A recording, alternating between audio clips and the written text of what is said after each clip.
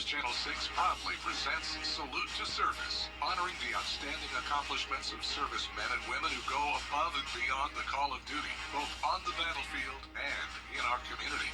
To nominate a service member, go to WJBF.com/salute and fill out the nomination form. Then tune in to News Channel 6 at 5:30 on the third Wednesday of each month. Salute to Service is sponsored by Pinnacle Bank. At WJBF's Television Park Productions, our mission is to provide local businesses with top quality video and digital content at an affordable price. With decades of experience, our award-winning creative team will guide you step by step through the creative process, resulting in a successful marketing message for your brand. Over the years, we've helped hundreds of local businesses expand their voice. Visit WJBF.com/creative to find out how we can do the same for you. Hi, I'm Mary. Over the years, thousands of people have gotten their hands on one. And who knows, you could be next. Win your very own Good Morning Augusta coffee mug at WJBF.com/coffee club. Sponsored by Honda Cars of Aiken. Chief Meteorologist Tim Miller. Weather coverage you can count on. The Live Viper 6 Skyview Network, sponsored by Terry Lambert Hyundai. Sunny skies and below average temperatures on the weather menu, but how long will it last? The answer coming up in your Viper 6 forecast. Right now on News Channel 6 at 4, preparing for the Masters. A behind-the-scenes look at Daniel Field. Plus, round 2 of the Augusta National Women's Amateur, the impact on the younger generation. And Augusta's 13th Street Bridge reopens, but for how long? Your News at 4 starts now. Live from Television Park, this is WJBF News Channel 6 at 4. Good afternoon, everybody. I'm Brad Means. And I'm Jenny Montgomery. Thank you so much for joining us. Coverage you can count on begins in Columbia County, where the second round of the Augusta National Women's Amateur at Champions Retreat is in the books. Lottie Woad from England braved blustery conditions to take a one-shot lead. Hannah Latier is also braving those breezes live at Champions Retreat. Hello, Hannah. Hey, Jenny. Yeah, these strong winds made it tough today for a lot of the players, but they persevered and gave the younger patrons a lot to look up to. Getting to watch these women play on a stage as big as this one is inspiring for children who have dreams of following in their footsteps. Although the tournament is only on its 5th year, you can see the impact it's already had on the younger generation, especially little girls. 6-year-old Evie Pearson wants to play golf in college and was so excited to meet the players she looks up to.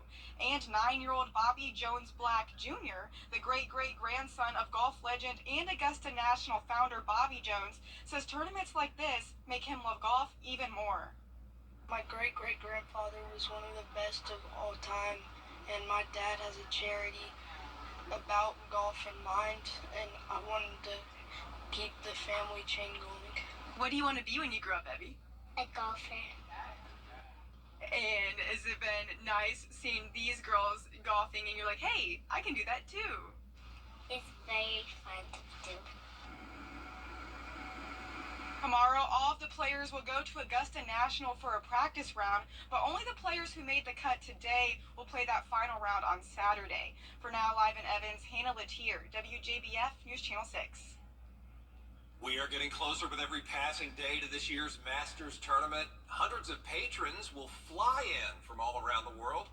Augusta Aviation is making preparations for its busiest week of the year.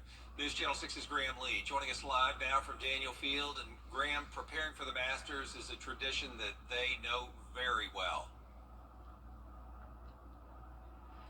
That's exactly right, Brad. They've been doing this for several years, and many patrons flying in on charter flights choose Daniel Field because it's the closest airport to Augusta National Golf Club. Now, on a typical week, Augusta Aviation typically sees 15 to 20 airplanes come in per day. But for Masters Week, they're anticipating between 80 and 100 planes per day. Now, for the accommodations in terms of their preparations, they'll have 4 air traffic controllers to manage the field, and they'll have plenty of space on the terminal for aircraft. Now, officials tell me that there's also other things on the to-do list. We also have an increase of rental cars that need to be reserved. So we have Enterprise here on the field that 1 week. We have to rent vans and golf carts. We have to hire additional people that week just to kind of accommodate everything that goes on the field. So it's a major work in progress. Now, Sheely tells me that the recommendations for them is that the reservations are highly recommended, but they're not required. But 250 reservations have already been made, and she expects more to come in throughout next week. And those first aircraft are expected to come in starting this Sunday. Live in Augusta, Graham Lee, WJBF, News Channel 6.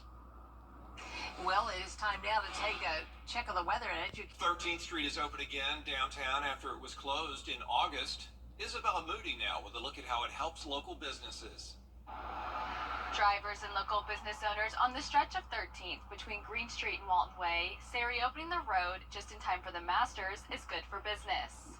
It definitely has not helped business any. It's been challenging for sure.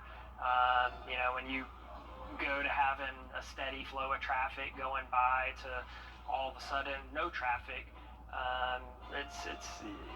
there's no way you can't feel an effect from that, because while we had a lot of people calling us and asking, can we still get there, how do we get there, you can only imagine there's people just that assumed they couldn't get here and they didn't call and they went elsewhere. Drew Jordan says he's happy to have traffic in front of his business again. He says it was a challenge to keep the store open and be ready for visitors. We're still here, still doing what we've always done, doing what we love to do, and we couldn't be more excited for this road to be back open. It felt so good to just come straight into work, today and not have to kind of do a little workaround to get here. So it's we couldn't be happier. In more good news for drivers and business owners in the area, the street is open permanently. The assistant director of Augusta's Traffic Engineering Department tells me there may be some closures here and there during the rest of the 13th Street project, but the road will not be shut down like it was in the past 8 months. Work is not finished on the road quite yet, but is ahead of schedule, and if weather permits, it is expected to be done by early next year. In Augusta, Isabella Moody, WJBF, News Channel 6. Local organizations working to clean up Aiken ahead of Masters Week. Clean Up Aiken and Visit Aiken have joined forces to organize this event. Nearly 60 volunteers turned out to pick up litter along Jefferson Davis Highway. Sometimes it's a question of enforcement of the litter laws. Sometimes it's people who don't cover their trucks. A lot of times it's just deliberate. So we wanted to show them that we care about our community and that we have nice, not besides just horses and golf, we have a bunch of nice folks who live here and care about the community and wanted to put our best foot forward. Cleanup events are on the way. Check Clean Up Aiken's Facebook page for details. Today, South Carolina Senator Lindsey Graham spoke to Aiken leaders about federal funding that would affect the city. He announced more than $2 billion would be going to the Savannah Riverside construction on plutonium pits facility, radioactive waste processing, and the replacement of the tritium finishing facility. Aiken, Allendale, and Barnwell counties will get $12.3 million in payments to offset losses in property taxes because of non-taxable federal land in their boundaries. And Aiken Tech will get $1 million to expand its nursing program to combat the nursing shortage.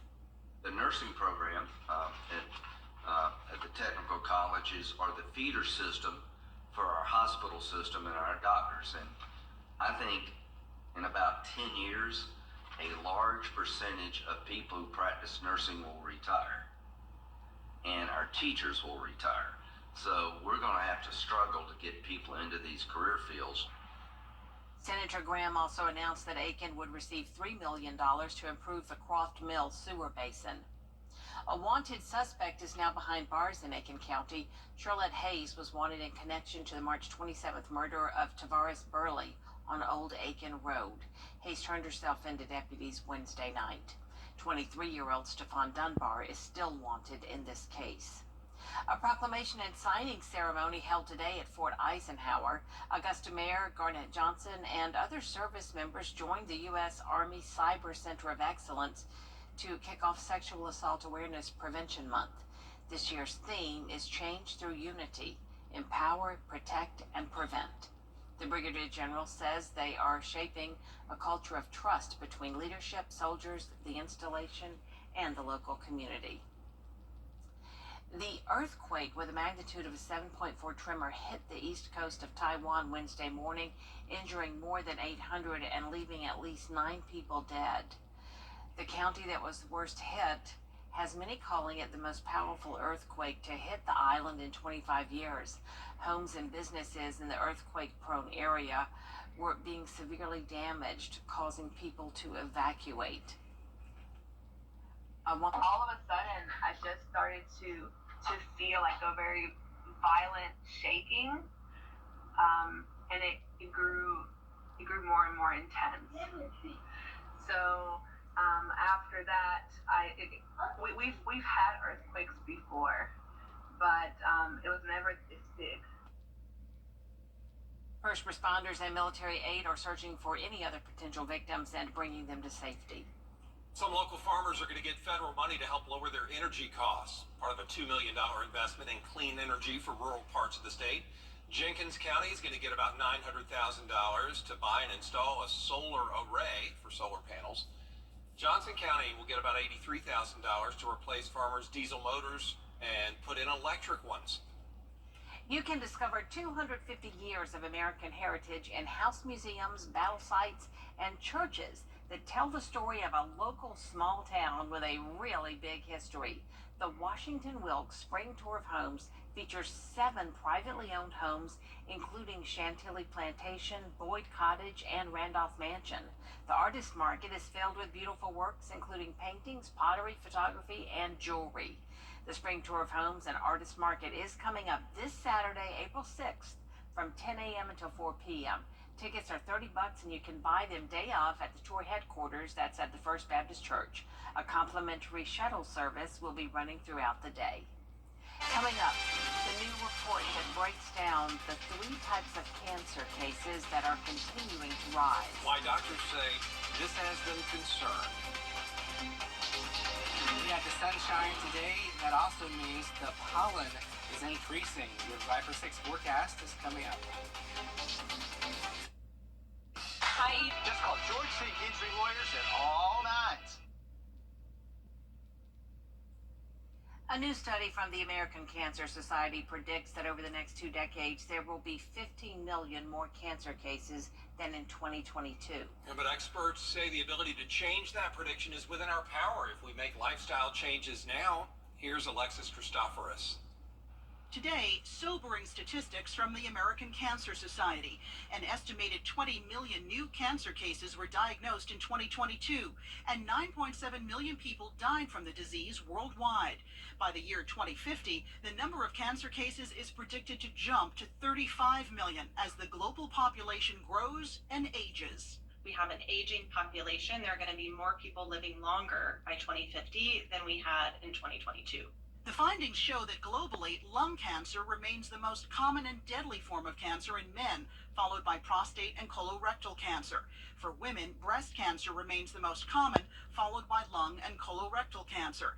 But experts say more than half of cancer deaths worldwide could potentially be prevented by making healthier lifestyle choices. So the most impactful factor that can be changed is eliminating smoking.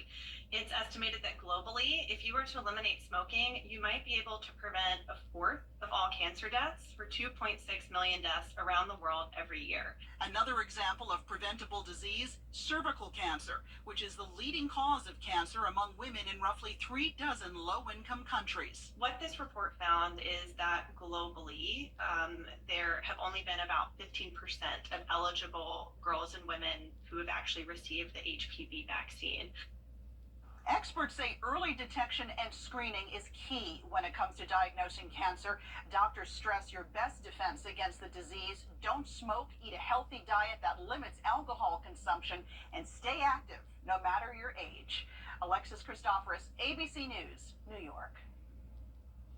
The report says the rise in cases, the need for screening, and the complex treatment and care of cancer patients is going to be a huge challenge for healthcare systems that are already stretched. The report also highlights not only global trends in cancer, but how cancer is becoming a bigger health problem in lower and middle income regions of the world. We'll be right back. Weather headlines on WJBF News Channel 6. Brought to you by Hickson Roofing. If your roof needs fixing, call Mr. Hickson. Hungry for a big unsettled weather on the way as we go towards next week. Right now, a lot of clouds and showers. We'll be fine-tuning the forecast as we go further, but we'll just have to keep a close eye on that as we get closer. All right, sounds good, Miller. Thank you. Coming up, what some are calling a very intense race. Sure was. We'll take a look at it, tell you who won next. Buying a home, RCS Roofing. We nail it every time. Not all Caitlin Clarks are the same. Caitlin Clark, city planner. Just like not all internet providers are the same. Don't settle. Get real deal speed, reliability, and power with Xfinity.